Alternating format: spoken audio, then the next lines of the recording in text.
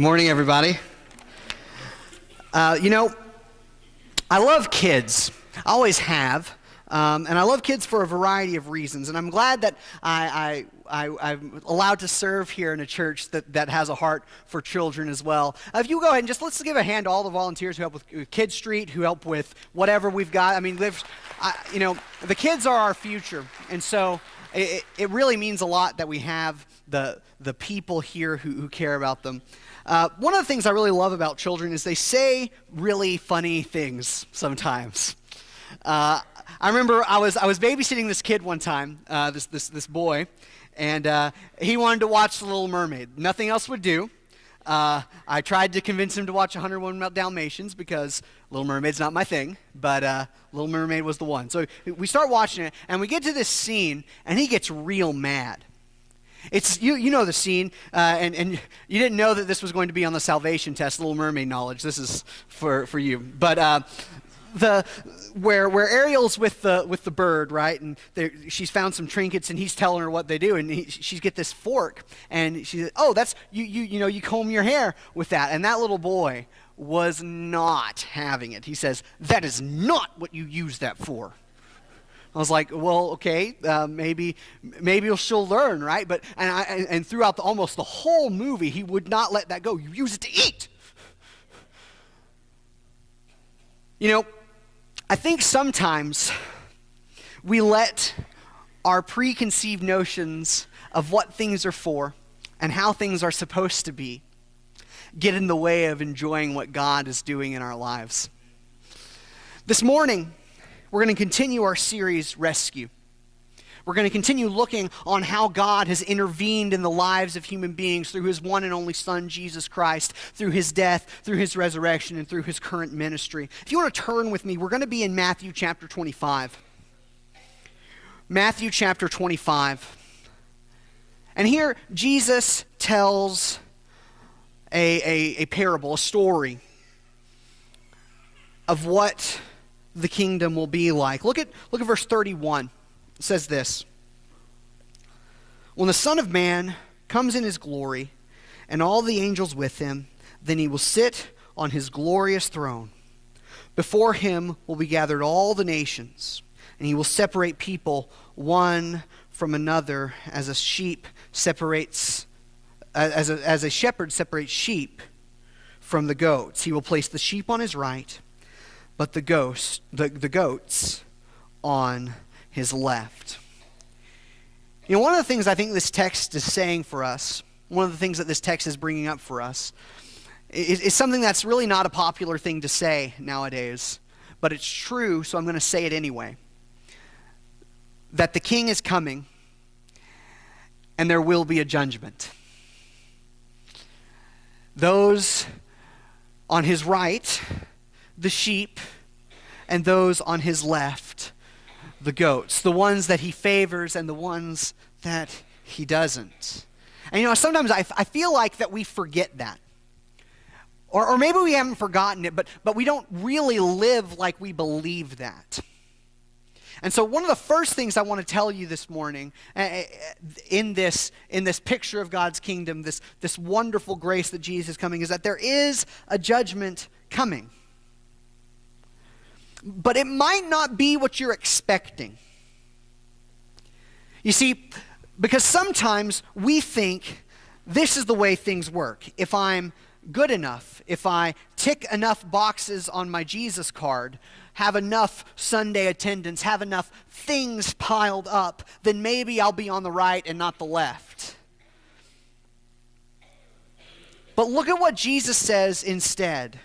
Look at the criteria that he uses. "Then the king will say to those on his right, 'Come, you who are blessed by my Father. Inherit the kingdom prepared for you from the foundation of the world. For I was hungry, and you gave me food. I was thirsty, and you gave me drink. I was a stranger, and you welcomed me. I was naked, and you clothed me. I was sick, and you visited me. I was in prison, and you came to me.'" You see, Jesus' standards are maybe a little different than what we expect. See, Jesus doesn't say, "Come, you who are blessed by my Father, for you had all your doctrine correct. For you had a complete understanding of your baptism. For you had enough Sunday attendance. For you got your kids into a good school." Our standards are not God's standards. He says, "For I was hungry, and you gave me something to eat. I was thirsty. You gave me something to drink. I was sick, and you visited me. I was in prison, and you saw me there. I was in need, and you met it." And you know, I don't know about you, but I think if Jesus showed up and he asked for something to drink, I'd probably give it to him. I'd be like, "Oh, goodness, it's Jesus. I see the holes. It's Jesus." But the people don't recognize it. He says, "You are blessed, for when I was hungry, you fed me." But look at their question.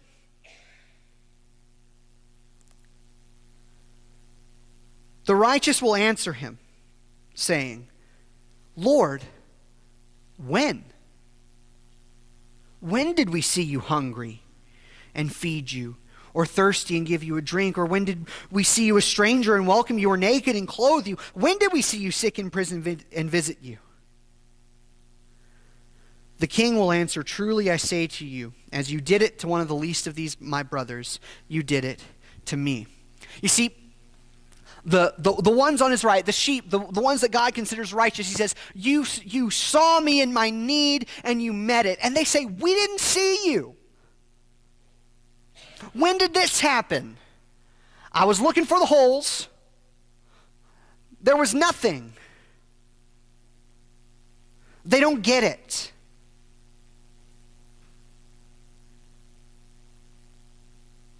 I think that's telling. I think that's telling for the servants of the Most High God. It's kind of like, you ever thought about this? Fish probably don't know that they're wet. For them, the water's just what they breathe. And so for the servants of the Most High God, the ones that God favors, serving Christ is like the air that they breathe. This isn't about checking the boxes. This isn't about doing enough. It's about what kind of relationship do you have with the Lord? What kind of lifestyle are you living? Because Christianity is not a religion about trying to do enough things. Christianity is a relationship with the risen Lord.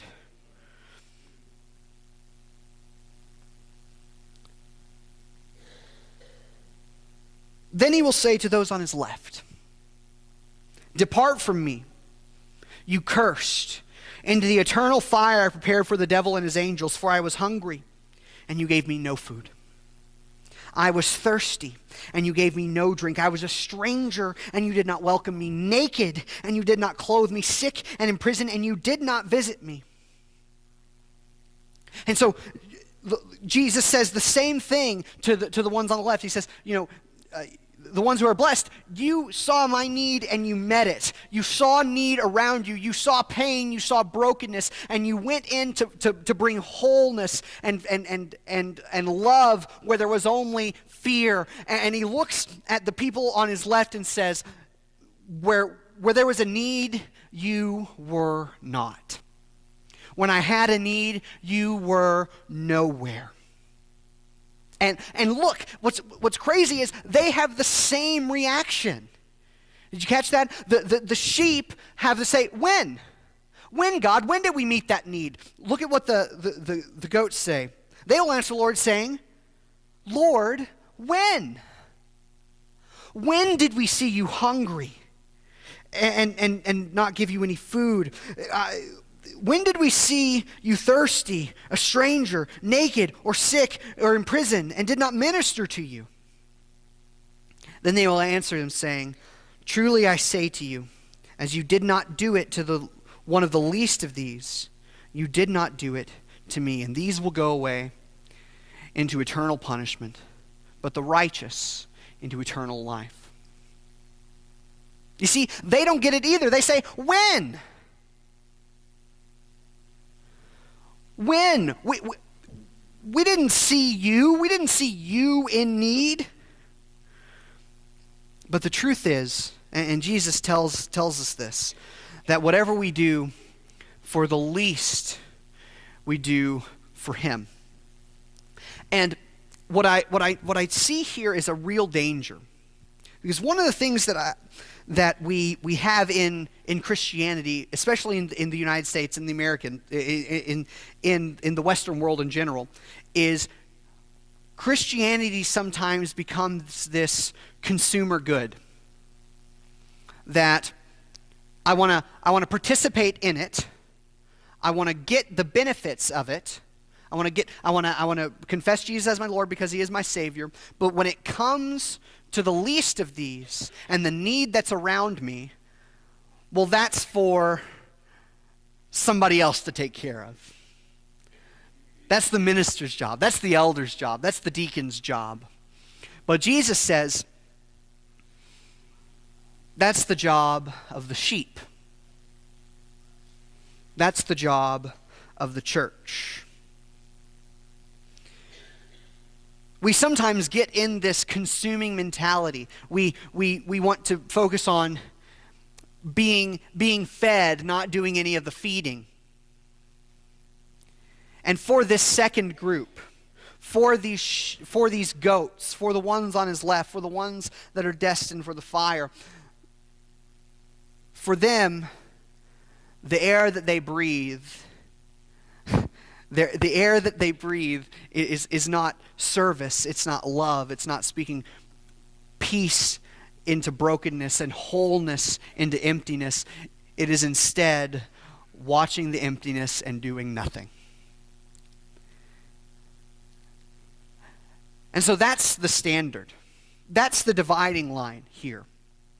You either have people who are all in it, who are living a life of faithfulness, who see the grace of God as something not to hold on to, but to spread, that we have been freed by the grace of God, created, we are his workmanship, made for good works.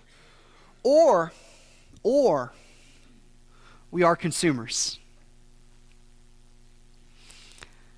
And I think the next story here illustrates that.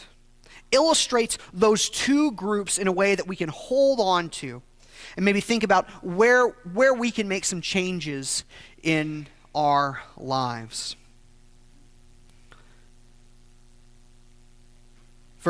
Chapter 26, verse 1. When Jesus had finished saying all these things, he said to his disciples, "You know that after 2 days the Passover is coming, and the Son of Man will be delivered up to be crucified." The chief priests and the elders of the people gathered in the palace of the high priest, whose name was Caiaphas, and plotted together in order to arrest Jesus by stealth and kill him. But they said, "Not during the feast, lest there be an uproar among the people." You see, Jesus said there is a judgment coming, and this judgment is about relationship, not religion. And this is so offensive to the people around them. This is so offensive to the leaders that be that they're ready to kill him. I'm sorry if what I'm saying is offensive this morning. If there are no meetings scheduled after the sermon, so I'm not going to worry about that. This message is offensive to the self-righteous. And this message is offensive to the sinner, the unrepentant sinner. But for those sinners under grace, this is good news. And the gospel is like that. The gospel will punch you in the gut if you have confidence in your own righteousness, and will punch you in the gut if you are not relying on the grace of God. And this is where they are. They've been punched in the gut, and they seek to retaliate. That's one kind of response to the gospel. That's one kind of response to the good news of Christ. Let's look at another response. Verse 6. Now when Jesus was at Bethany, in the house of Simon the leper, a woman came up to him with an alabaster flask of very expensive ointment. And she poured it on his head as he reclined at the table. And when the disciples saw it, they were indignant, saying, "Why this waste? For this could have been sold for a large sum and given to the poor." But Jesus, aware of this, said to them, "Why do you trouble this woman?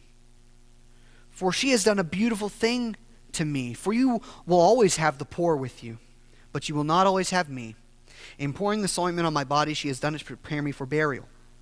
Truly I say to you, wherever the gospel is proclaimed in the whole world, what she has done will also be told in memory of her."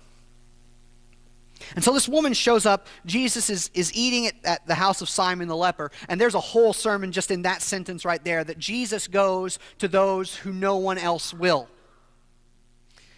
He's there eating at the house of Simon the leper, and this woman comes in, and she has this alabaster flask that she's going to pour on him. And there's been lots of different speculation on who she is or who she might be. John talks about Mary doing something very similar. Some people think this is Mary. But she comes in there and she pours her perfume out. And the disciples, they're mad. They say, "You could have sold that for the poor."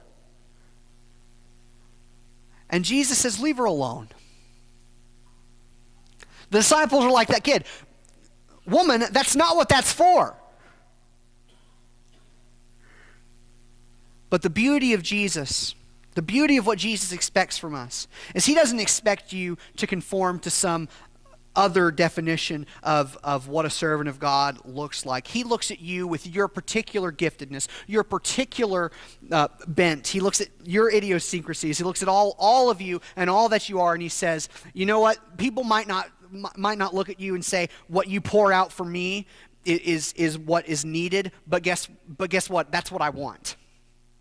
Whatever you pour out for Jesus is not wasted. And the disciples don't get it. They say, "You could have sold that for so much money. What are you doing?" And we can exercise our gifts for a different kind of reward, can't we? We could choose to exercise our giftedness for the sake of worldly gain. But instead, Jesus calls us to pour them out for him.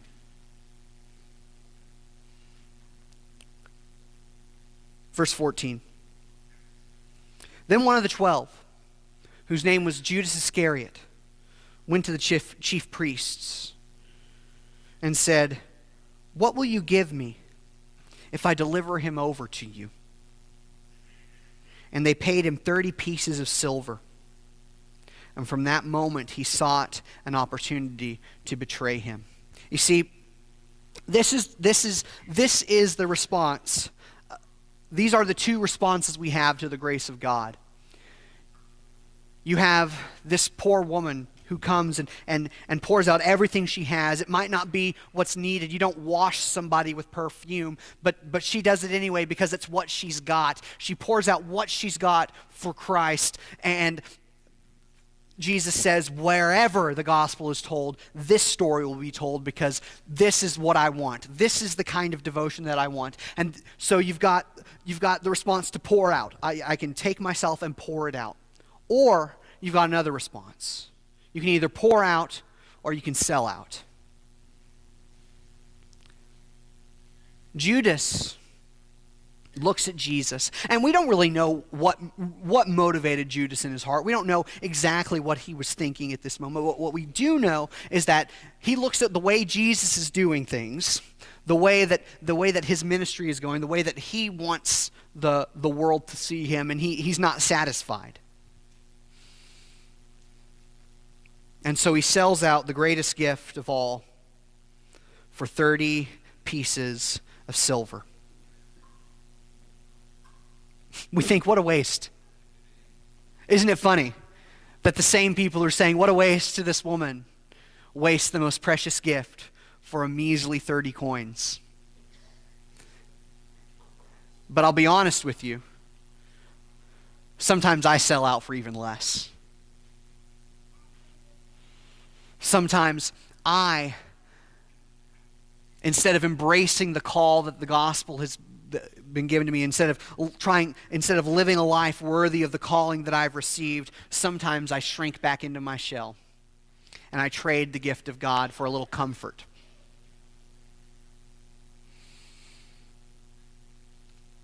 We can either pour out or sell out.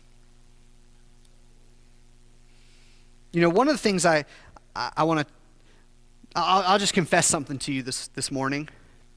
I don't really care what you think about this sermon. I kind of care. I'm human, okay? And so if you tell me good job, I'll appreciate it. But you know who I really care about? If I get done with this, and you guys could tell me good job or bad job, 100 people could come up and tell me that after service. But if my wife comes up to me and says, "You nailed it," oh man, that means a lot to me. Because the person who knows me the most, the person I've poured the most into, says, "That's it. That's it." You see, Jesus, in the same way, he is the one who knows us the best. And the world might be telling you, we expect all this different stuff from you. We expect you to be super mom and work hard and provide for your family. And we expect you to be all this, and you feel like you don't measure up and you feel like you're not good enough. And the thing is, you don't have a relationship with the world. The world wants to eat you. We should care about what the person who knows us the best thinks. And what he says is, what you've got is enough. Pour it out. Don't sell out. And see what I will do. Because notice what he said to this woman. He says, she did not do this for nothing. She did this to prepare me for burial. He says, because of what she's done, through what she's done, the sacrifice of Jesus even takes place. He says, this is part of what God set up. And so as you pour yourself out, the truth is we're part of God's rescue. He has chosen to partner with us to reach out to the world, to bring that peace and wholeness. That's why he says there's something for us to do. When there's hungry, you feed them. When there's thirsty, you give them something to drink. When they're sick, you visit them. When they're in prison, you go to them. There are things for you to do because you're in this with me. We are brothers. And so God says, join me. Maybe this morning, you never made that commitment. Maybe this morning you have not yet put Christ on in baptism, been poured out fully, dying to yourself and raising to newness of life. If you need to do that this morning, this is the time. Maybe you did that a long time ago, but you've been caught up in the world standards. You've been caught up caring about what the world thinks of you when your relationship is with the Father. If you're stuck there and you're having these feelings of discouragement, you're having feelings of guilt, if you're struggling with really anything, the church is here to pray with you. The church is here to encourage you. The Spirit and the bride say,